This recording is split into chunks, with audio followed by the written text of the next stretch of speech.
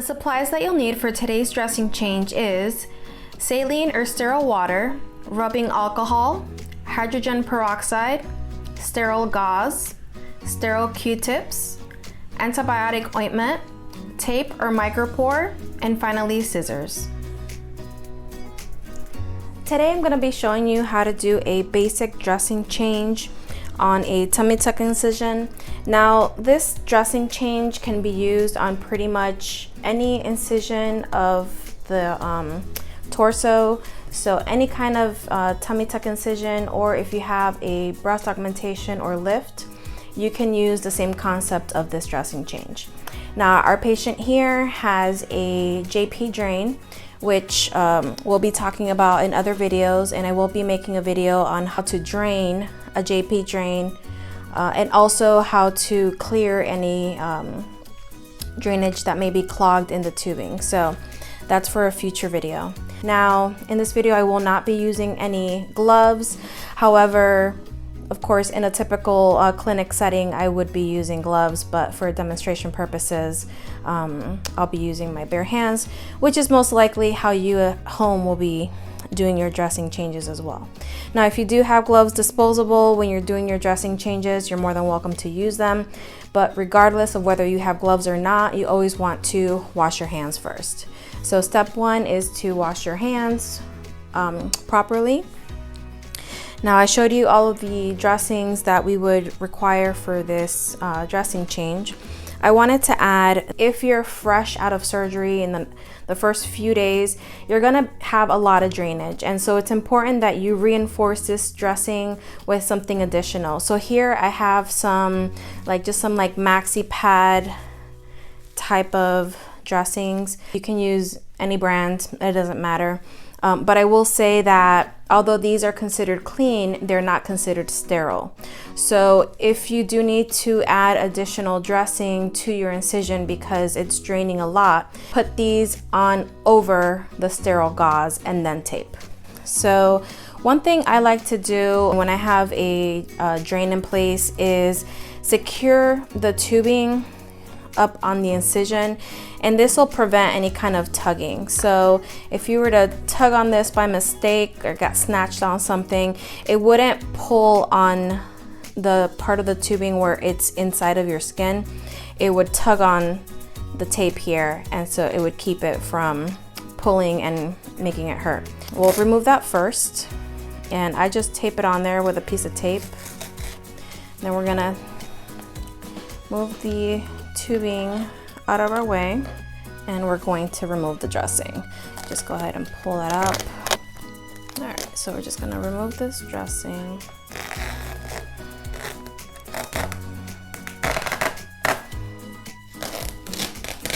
Once again, wash our hands after we remove the dressing, because that will be soiled with drainage, and so we want to make sure that our hands are always as clean as possible when handling the incisions to prevent any infection. So the first thing I'm going to do is grab a piece of gauze and some alcohol, and I'm going to disinfect or clean my scissors, okay, because I'll be using that later. So just put a little alcohol on there, and we're just going to wipe our scissors, okay? And this is just to make sure that our scissors are clean, because we do want to use them in a little bit. I usually lay my scissors on top of the gauze so that it doesn't get dirty again. So the next thing that we're gonna do is clean our incision. So you're gonna grab a piece of gauze. I like to fold mine in half and then in half again like this. Grab my hydrogen peroxide, and I'm just gonna put some on there. All right. Now, depending on your doctor's orders, some doctors may want you to use normal saline or just sterile water in order to clean the incision, because hydrogen peroxide can actually interrupt the healing tissue that you have on your incision, and so some doctors would rather just use water or saline. So just follow whatever the recommendations are. To start, we always are going to wipe from the top of the incision across in one swipe. And we're gonna get a clean piece of gauze. Grab our hydrogen peroxide or water, whichever one that we're using. We're gonna wipe the bottom of the incision like that in one swipe. And then again, we're gonna grab a third piece of gauze. Now you wanna use a fresh piece of gauze every time. You don't wanna reuse the gauze because we don't want to infect the incision and we don't want to contaminate the hydrogen peroxide. So fresh piece of gauze. Now we're gonna wipe the center of the incision. And then lastly, we're going to wipe around the drain site. So we're gonna grab a fourth piece of gauze, moisten it with hydrogen peroxide, and we're gonna wipe in a circular motion around the drain site. Now obviously, if you have a lot of drainage or if it's kind of dried on there, you can continue to wipe away until you have a nice clean incision. Just try not to over wipe because it can be irritating to the skin and to the incision, and it could actually interfere with the healing tissue. So just something to keep in mind. All right, so now that our incision is nice and clean, while we let that air out for a few minutes, we're gonna grab our Q-tip and our antibacterial ointment. Now again, some doctors may want you to use this and some doctors may not want you to use this. Some physicians will tell you to actually use like petroleum jelly over the incision site to keep it moist, to keep the incision moist, and that'll help the granulation tissue, or excuse me, the healing tissue, so that it can heal nicer and you can end up with a really nice clean incision line. So you're gonna grab your Q-tip and your antibiotic ointment, and you're going to apply some antibiotic ointment to your Q-tip. Now these are sterile Q-tips. I do recommend that you use sterile Q-tips just because, again, we want this to be a clean dressing change. However, if you don't have a choice and you do have just regular Q-tips, make sure that they're in their original packaging and not in a container or a baggie or anything else. Or you can also use a clean gauze and just apply some antibacterial ointment on there, and then just use that to wipe, okay? And lastly, of course, you can always use your finger as long as you make sure that you do really, really good hand hygiene. We're gonna swipe from one side to the other. Now, for applying this, if you have to kind of go back and forth like I'm doing to make sure that the whole area is moistened with ointment, that's fine. It was just the initial cleaning that we didn't want to do that. So we're gonna get a little bit more antibacterial ointment and a fresh Q-tip, and we're going to wipe around the drain site like this. So remember, if your incision or around your drain is draining a lot and you need to reinforce it with additional dressings or a maxi pad, which a lot of doctors will recommend you use, then just put it on top of the gauze. All right, so we're gonna get a dry, clean piece of gauze. We're gonna open it like so. We're gonna fold it in half and apply it to the incision. And then we're gonna get a second piece of gauze and grab our scissors that we cleaned earlier. And we're going to cut down the middle of the gauze to the halfway point, like that, okay? And we're gonna put it around our drain site. So put it on the drain like that. Now, it is very normal for drainage to seep out of the insertion area of where the drain is.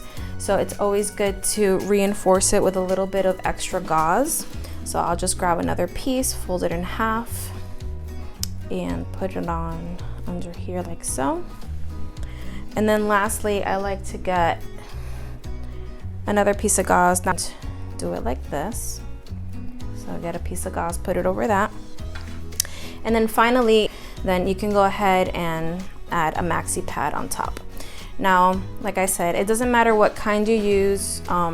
Usually just get like the extra longs and the ultra absorbent ones so that it can catch a lot more of the drainage. All right, so once you have your dressings in place, now we just have to tape it. So I have two types of tape, excuse me. This is like plastic, it's just called like plastic tape. And this is the 1-inch size. And then I have this micro pore tape that you can also use. This one is shorter. I prefer the paper tape, or excuse me, the plastic tape, just because this tape can sometimes, depending on the brand you get, can sometimes stick either super strongly, which makes it irritating for you to peel off later and it starts irritating the skin, or it's not strong enough. So you can kind of, if you only have an option to buy this kind of tape, just, you know, play around with it and see how it sticks. Some people are allergic to this plastic tape. It causes a slight rash or irritation. So just, you know, trial by fire, right? So we're gonna grab a piece of tape and we're gonna lay it over. Now you want a piece of it to lay over the dressing and a piece to lay over the skin to create a little seal, and then I always grab the end of it and I just create a little tab to make it easier to peel off later. And then just kind of press around it, make sure you get a good seal. And then we're gonna dress the bottom, and I'm just gonna go underneath the drain like so.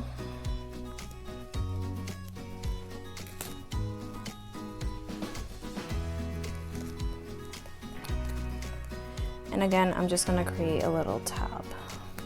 Now notice I went under the drain, over the dressing here, but underneath this dressing here, and I will add a piece of tape there in a moment, but I just wanted to point that out. If you do have a tummy tuck incision, it is important to kind of press the tape right here in your like groin area, because you do have a groove there, and if you don't press down, then all the drainage will leak through here, okay?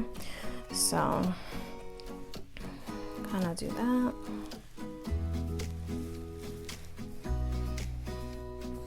I'm just gonna make sure it's good in the groove. Get a good seal. I'm gonna do the same thing to the sides. Now I don't usually worry about tabbing the sides, just because when you pull it up this way, this will come up with it. But you do want to make sure that you have a good seal around the edge.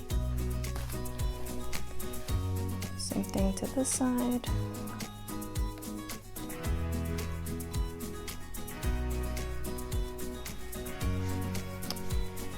Like that. And then finally, I do cut one more piece for the top of the drain area. Okay, I'm gonna tab it, and I'm gonna place it over like this. So it's on the edge of the dressing, covering the drain.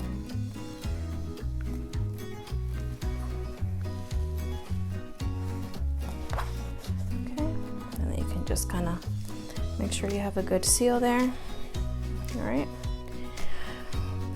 Now, I always like to leave the center piece here without any tape, just to help with airing out. The drainage doesn't sit really moist on your skin.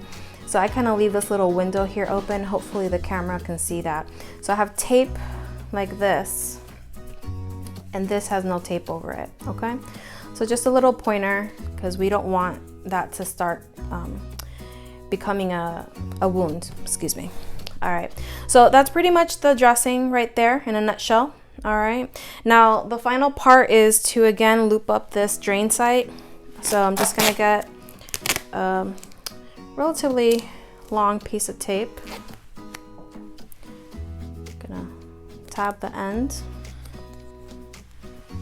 And then I'm just gonna carefully, now I like to loop it. The important part here is that the drain tubing does not get kinked at any point. So just nice big loops like this. And then just add a piece of tape.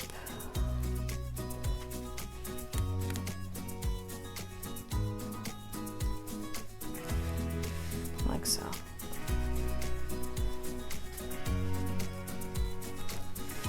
All right, and there you have it. All right, so the last thing you want to do is put a dressing around your new belly button. And to do that, I like to use these smaller gauze just because they're easier to kind of roll up and put inside of your belly button, just to help keep the shape. So you would kind of do that. But if you don't have a small gauze like this and you just have the large one, then you can cut this in half just to make the size more appropriate. You don't want it to be too big, so you just kind of cut it in half like this. And then there you go, you basically have that same size. So I like to kind of roll it up and then roll it in half, or in thirds if I can, even better, like that. Then I'm going to press it into my belly button. Now, if your doctor's okay with it, I like to sometimes put petroleum jelly or antibiotic ointment on this, just to keep this area moist, to again create a nicer incision line once it heals. And also when you go to take this off, it doesn't pull on your skin and irritate you. So if he's okay with it, you can use that. If not, it could just be a dry piece of gauze. So you'll do that, and then grab another piece of gauze, fold it in half, and put it on top like so, and then just grab a piece of tape.